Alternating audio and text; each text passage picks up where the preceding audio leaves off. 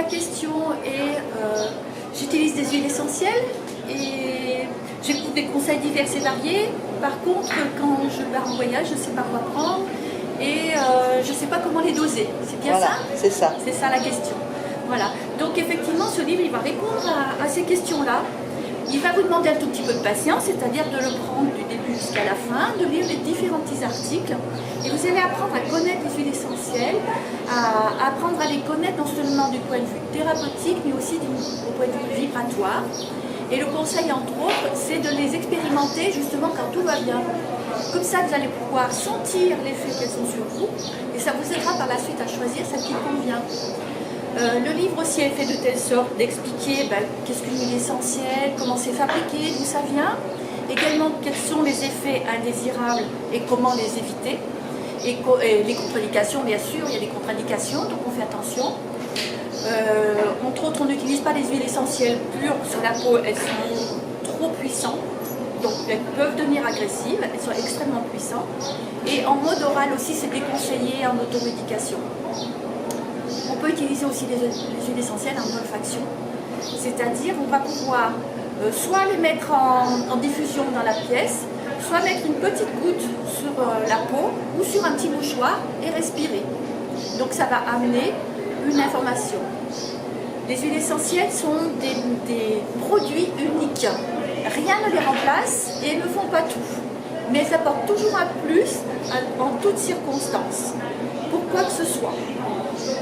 Alors, est-ce que j'ai répondu à la question de base? Pas complètement.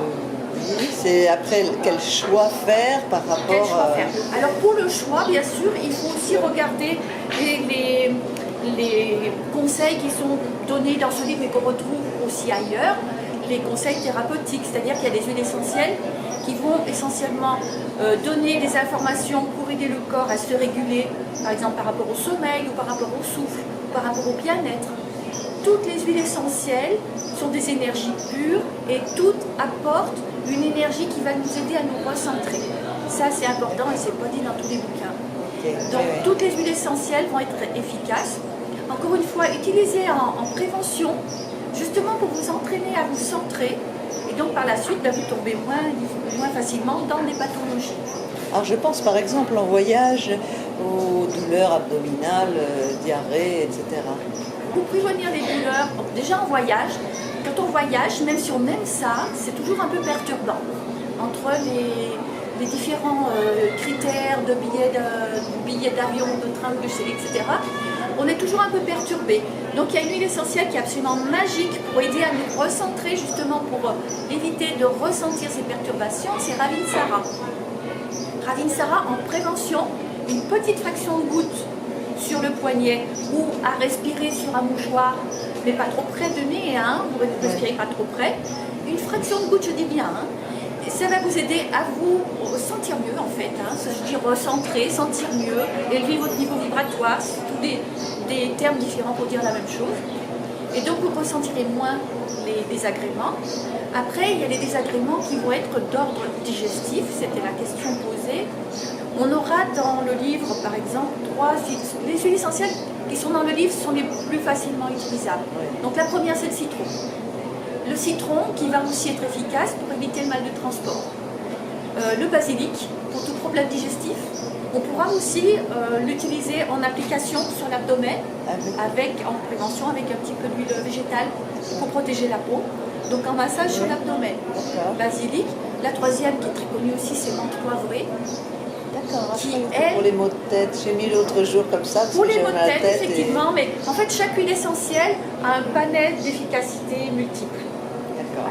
Donc la menthe poivrée, elle a évidemment beaucoup d'avantages. Elle a un inconvénient qu'il faut dire tout de suite, il ne faut pas la donner aux enfants parce qu'elle est trop puissante. Et puis pour les adultes, il faut les utiliser en petite quantité.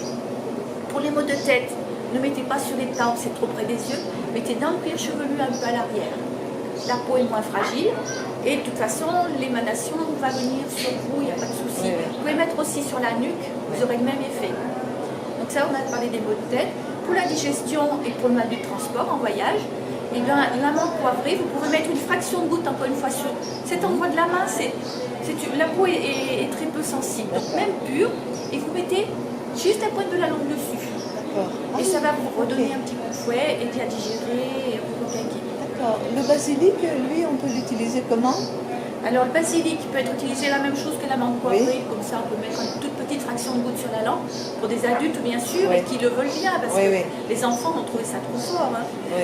Et on peut l'utiliser, basilic, comme je vous disais, sur l'abdomen. Si vous D'accord. avez mal à l'estomac, si vous avez mal au ventre, Oui.